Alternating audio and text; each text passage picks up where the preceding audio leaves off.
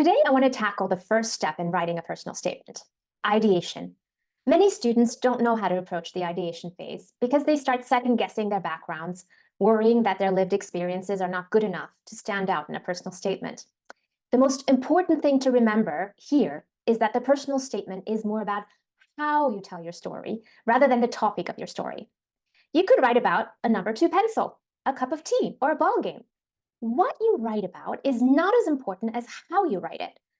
The reader wants to gain insights about you as a person from the way you tell your story.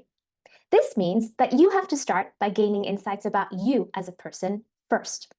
Your intuition knows what to write, so get out of the way and start the discovery process. To do that, you need to get into the habit of writing without censoring yourself. Before we start with what you should do, here are a few things you should absolutely avoid doing in order to make sure that you really lift all of those creative constraints. Don't read the essay prompts. The essay prompts for the personal statement don't change materially from year to year, and they're designed to get at who you are. If you start reading them, you will start categorizing your background and experiences immediately, something you want to avoid at all cost. Number 2, don't make lists. No lists. Lists are for organizing and categorizing. What you want to do at this stage is to spill. Literally, you want to dig inside and see what spills out. Now, let's get into what you should be doing. Over the next week, you will be deploying a set of creative writing tools under the umbrella of automatic writing. They're designed to open the gateway to unexpected thoughts. Ideally, you can do the following writing exercises in one notebook with a pen. Try to write in cursive. Cursive writing actually activates multiple brain networks, and like doodling and coloring, puts the mind at ease and sparks creativity. If you're not at all comfortable with handwriting, don't let that interfere with the process. You can type, but try to do the handwriting before typing.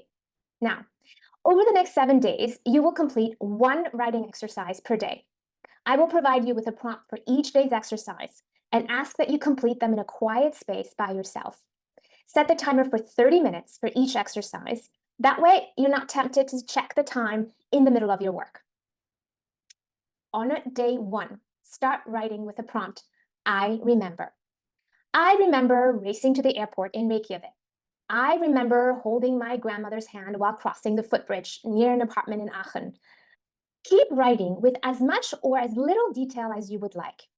Just remember, for the entirety of the 30 minutes, do not lift your pen or stop typing. If you run out of ideas, just repeat the refrain, I remember, until something catches and an episode enters your mind.